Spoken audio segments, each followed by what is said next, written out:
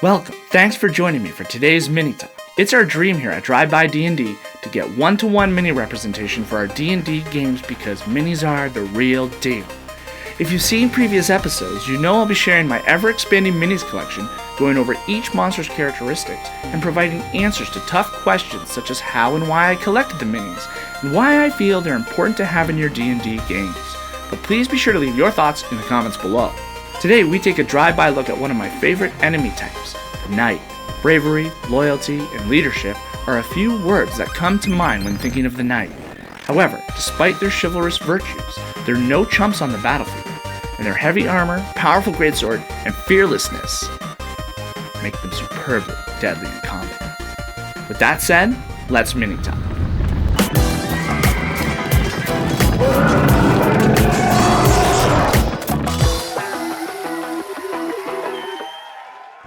The Knight is a medium humanoid whose fundamental purpose is protect and serve as a vassal for a greater power. Therefore, the Knight is brave and rolls advantage against being frightened.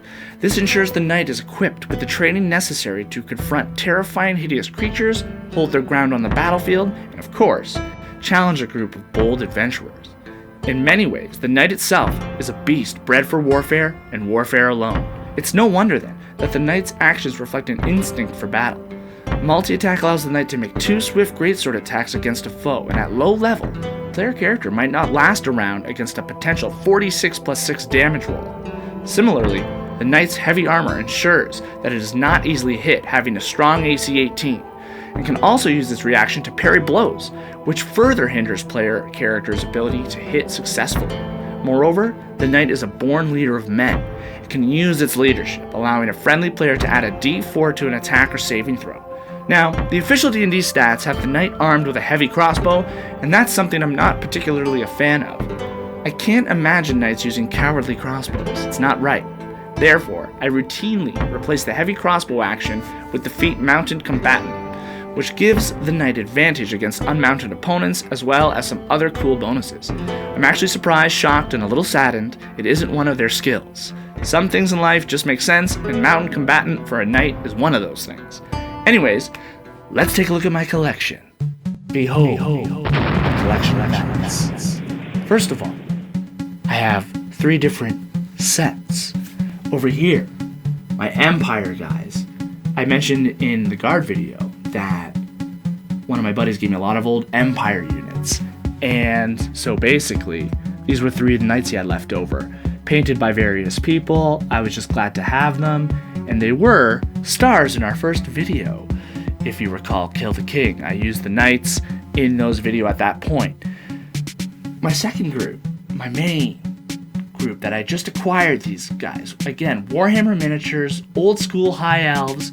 My friend had some, I had another friend, we were all collecting Warhammer back in the day, and this is his collection of knights. He actually recently painted them. They look amazing. Awesome to have. They really look like knights. They could be human knights too. I'd use them as human knights, and I was just glad he painted them all up. They look awesome, and that's how I kind of acquired these guys. So I'm excited to use them in a game soon. Last but not least are these are my dark elves, or what remains of my dark elves. I actually got rid of a lot of my miniatures, and I'm so mad because D&D, the Drow race, would have been completely covered. I would have had all the minis for that, but I lost them through tragic events or something. But I still have my Cold One Knights here. Now, I'm not sure what these dinosaurs are called in D&D actually, but essentially, I'd use these as Drow Knights on these dinosaur beasts, and they're obviously a bit more deadly than just your standard knights. Lastly, my 2 miniatures, official D&D models I picked up at Miniature Market. I go to Miniature Market a lot. I'm not affiliated with them in any way, but this is where I find a lot of cheap models. I picked up these 2 cool knight guys on foot. That's one thing I'd like to improve. I now have all my mounted knights, and the one thing is that I'd like to have footmen counterparts so that when they do dismount, I have the models to represent them on foot. But basically, that's it. So I was able to get these models all cheap, all in-house, donated to me, and I appreciate the knight so much that it's great to finally have all these different pieces. So I look forward to using it in a future game. So now let's take a look at why I appreciate the knight in D&D. Why do I believe the knight is something you should have in your collection? As I mentioned, the knight is a trained soldier that is important for protecting nobles, engaging in battle, hunting down monsters, and are essential to have in your game for no other reason than D&D is a game of medieval fantasy. I personally can't imagine a medieval world without knights. They are certainly one of my favorite warriors of all time. I just love the way they look, the armor, the horses, the power. Hence, it was important to gather awesome looking models for my game. On a more technical note, the knight is awesome to use as both an enemy and a helpful NPC that can aid the group. In particular, its leadership ability can be a great way to help the players gain the edge in a tough fight. As a DM, it's a very subtle way to aid the players without holding their hand or transparently nerfing a fight. Furthermore, using mounted knights against low-level characters, again, no heavy crossbow cowardice here, can be lethal to unprepared player characters. However, in most of my experience, and similar to the guard, knights are a great neutral enemy type that can be as aggressive or passive as desired. That's what makes them great. They are great. They should be most often used this way.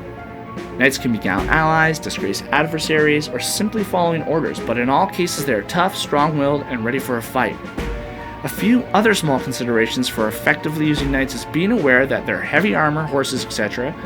ensures that they are never stealthy, and their low wisdom ensures spellcasters an easy method to incapacitate the brutes, brains over brawn style. However, I like that the knight carries these two pretty big flaws with it that crafty players can exploit. Finally, my favorite thing about the knight is role-playing one as snobbishly as I can. Not all the time, but every D&D campaign needs one pompous, arrogant knight. Am I right? Overall, the knight is an essential miniature to collect.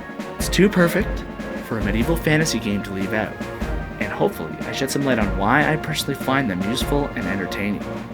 Okay, that's it for this mini-talk. I hope you enjoyed my look at the knight. Please share your own thoughts, ideas, or stories about knights in the comments below. We'd love to hear from you. Until next time, remember, all D&D, all day long, all night till dawn.